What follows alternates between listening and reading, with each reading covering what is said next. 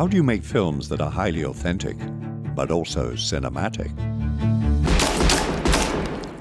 As far back as I can remember, I always wanted to be a gangster. This happens to be a theme with our next director. Today, we'll be breaking down the directing style of Martin Scorsese. It's very difficult to describe how inspiration hits you or where it comes from. For me, there was no difference between The Ring and The Sidewalk and The Bedroom. It's different levels of intensity. And it has a narrative of its own. I'd be a millionaire.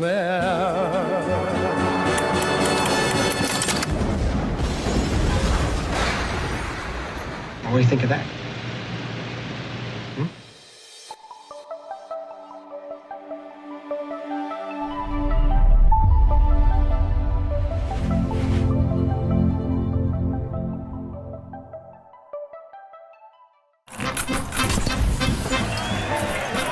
It's nearly impossible to define a director's cinematic style by analyzing a single piece of the filmmaking puzzle. We're going to show you how Scorsese approaches his decisions across 7 areas of focus, so that you can see how each little detail makes up the entire picture. Before we jump into our examples, make sure to subscribe below and click the bell icon to stay in the loop. Let's jump in. Our first subject, story. Scorsese tends to build stories that take place in immoral worlds. This can be Wall Street. I want you to deal with your problems by becoming rich! Or organized crime. Yeah. But Martin Scorsese is all about character. They can be self-destructive,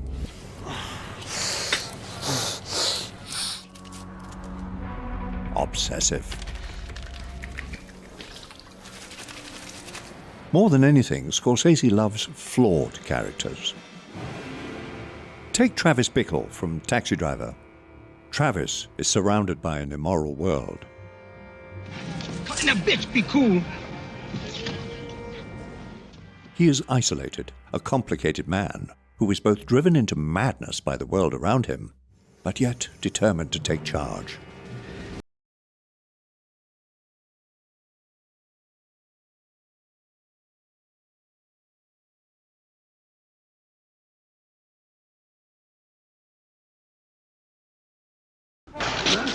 Scorsese crafts his scenes in a way where we empathize with Travis.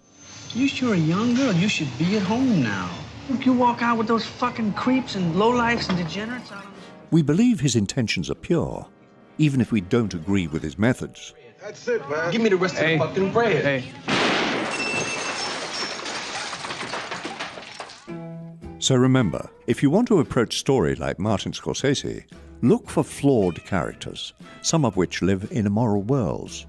Because these characters live in high-stakes settings, you'll always have an opportunity for an exciting scene. We need to tenderize this meat a little bit. Our second subject? Production design. Scorsese often places his stories in authentic worlds and surrounds them with raw, gritty, and realistic imagery. Real apartments, real restaurants, real villages. Set in cities such as Paris, Tibet, Japan, Boston, and of course, New York. There's no sci-fi, no fantasy, and this grounds his narratives in our world. Take a look at this sequence in The Wolf of Wall Street. You've reached Frank's Best Auto Body. We're closed right now, so please leave us a message. We begin at the auto garage. The building is dusty. The AC unit is ill-hung, askew. The available sign hangs ever so slightly. And wardrobe? Each of Jordan's hometown friends from Queens is dressed in a way that not only informs us of their character, but makes us think, I know someone back home that dresses like that. And that makes it relatable. There's no such thing as Amish Buddhists, I'm pretty fucking sure. No, I didn't. The characters may seem ridiculous, especially Brad, the ultimate mook. Let him watch. You know what I mean? So remember, if you want to approach production design like Martin Scorsese, Surround your characters in the most realistic and raw environments. It may not be flashy stylistically, but that may be a good thing. Our third subject, color. Often, Scorsese avoids bold color grades and choices that may distract, though he does like to use color to signal danger.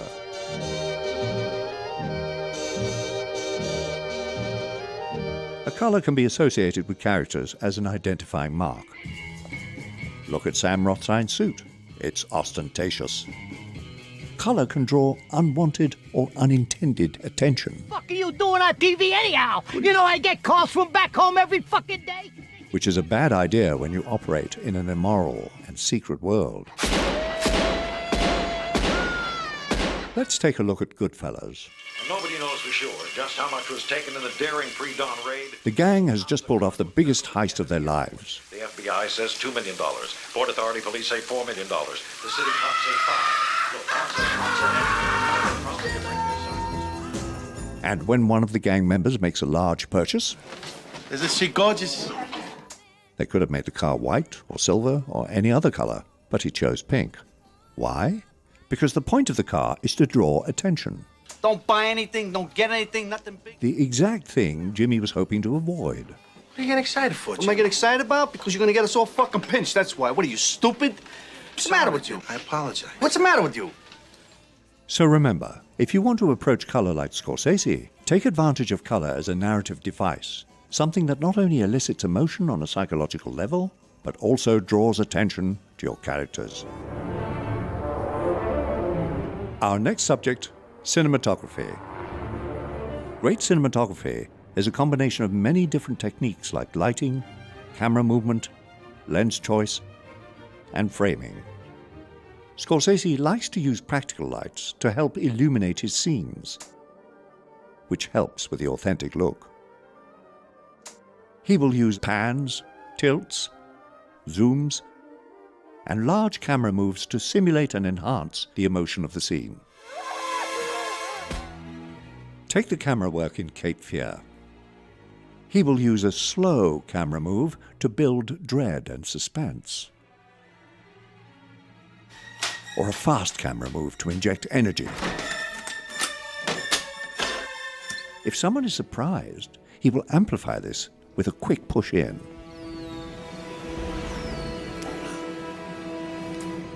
Another Scorsese trademark across his films, when a character dies, he often shows them in an overhead shot.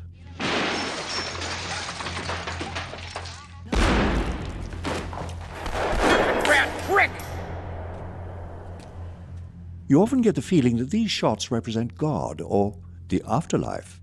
He was raised Catholic, after all. So remember, if you want to take a chapter from Scorsese's cinematography, use practical lights in the frame to help illuminate your scene and tie your camera movement to emotion.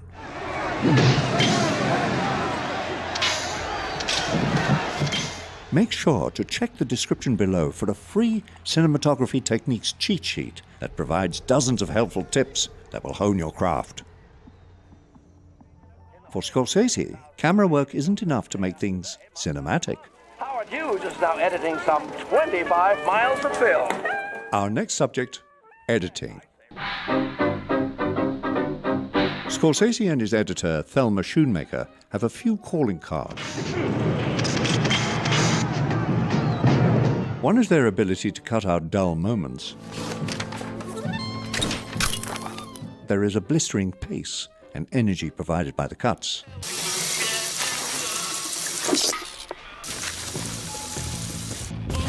That was quick. Take the chase scene from The Departed. As William follows Colin, we have quick little slices of imagery cut in for energy and context. Feet on the pavement, bodies walking in front of the frame, obscuring both our view but also William's. As he tries to focus, the sound is pulled out. It's a jagged chase, achieved with jagged cuts and slow motion.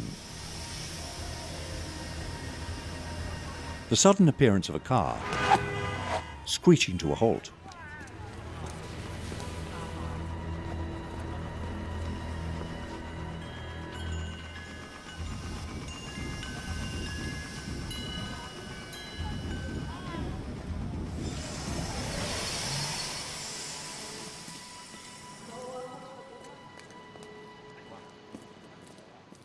When William's phone rings, we get 3 quick cuts on his face.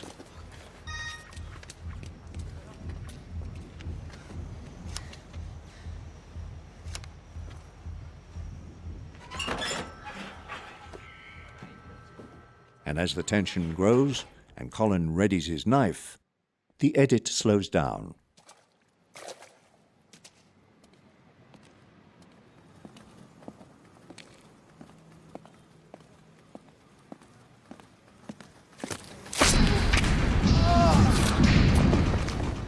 Quite possibly one of the most notable editing techniques Scorsese uses is voiceover narration combined with montage. In Vegas, everybody's got to watch everybody else.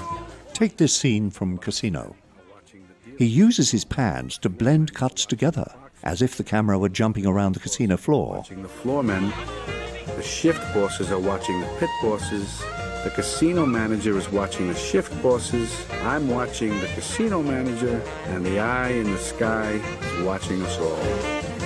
Even into the back room and the rafters. Plus, we had a dozen guys up there, most of them ex-cheats, who knew every trick in the house. So remember, if you want your editing to take lessons from Scorsese's films, use the energy and pacing of your cuts to support the motivation behind each moment in your scene. Use montage and voiceover to support the intentions of the scene. Benny fucking Hanna? Benny fucking Hanna? Why? Why, God? Why would you be so cruel as to choose a chain of fucking hibachi restaurants to take me down? Next, sound design. Scorsese's sound design is all about enhancing the action on screen. Take the scenes in Raging Bull, where Scorsese and his sound designer Frank Warner used various sounds to enhance the energy in the scene. Sometimes it was dry ice on glass.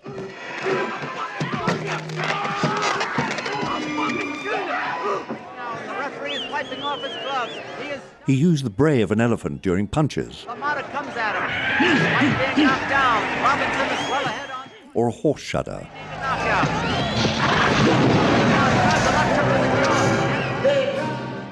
Other times, the drum, distorted, tapped a time or two.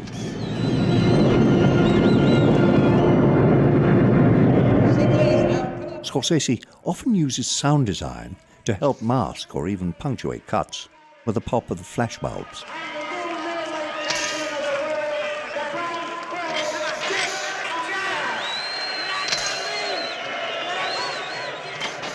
And when something is really important, the richest sound you have to offer is silence.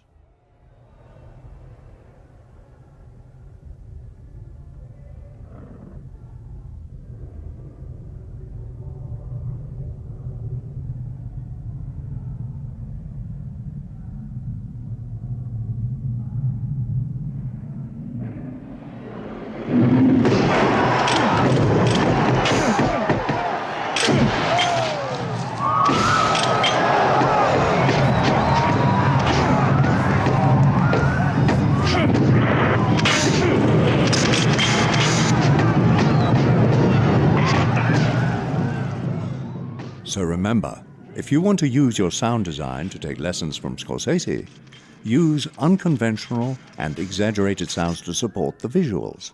Focus on creating a mood.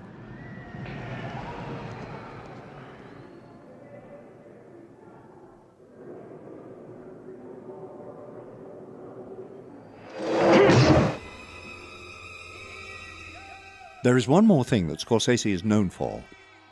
Music. Scorsese uses music in his films a lot. He leans towards rock music. I did my fucking time, Jimmy. I did my fucking time. I come home and I want what I gotta get. I got fucking mouths to feed. Understand? Yeah. Get the dog!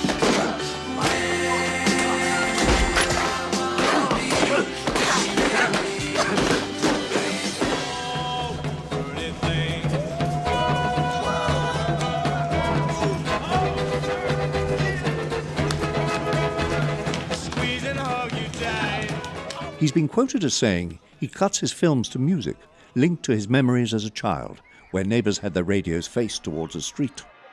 Music poured down on him from the city windows above,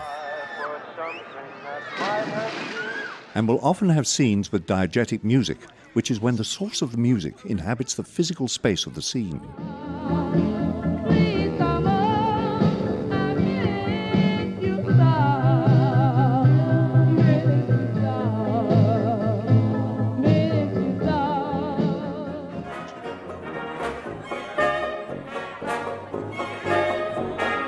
Happy feet, I've got those happy feet. Give them a low-down beat, and they begin dancing. And the style of music could be described as fun. Scorsese loves to let the music in his films help to dictate the rhythm of his cut. Come on, Babu. Take this scene from The Departed. We begin the scene outside. The music is there, but it's muted. I can't do anymore. I cannot hold off, and please don't let me go back empty-handed. Please don't do this. When we move inside, the music is louder, but still in the background, as if it were playing over the convenience store radio. Keep on calling me Babu is sing, motherfucker. I'm trying to help you. Keep on telling me I'm your friend. Yeah. You don't even know my fucking name. You want me to catch? So when William goes to pay the store owner... Excuse me, gentlemen. Know what I'm saying? Excuse me. Hey, you fellas come from Providence? If there's any business where we come from, is it now? Fucking delivering cannolis or something?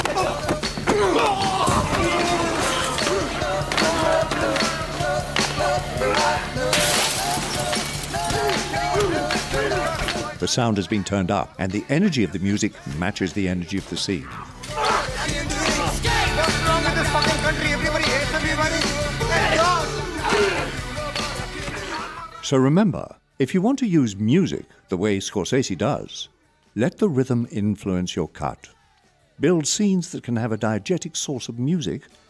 Blend both of the moments together for greater impact.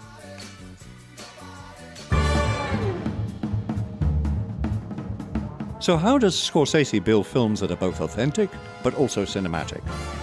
Scorsese is drawn towards authentic stories and often uses real-life accounts for his films. He uses production design that heightens the authenticity and dissolves the barrier between viewer and screen. He uses color as a narrative device and avoids distracting color grades. His cinematography is tied to the character's emotions and will support them by any means necessary. Very stylized.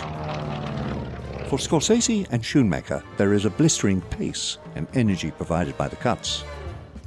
His sound design can be extreme, and at other times non-existent. He uses real-life music that inspires both his visuals and his cut. The result? His films have a heightened sense of reality, ground in style. They are both authentic, but also cinematic. There are even more Martin Scorsese filmmaking techniques. Which didn't we touch on? Which are your favorite? Was all this legal? Absolutely fucking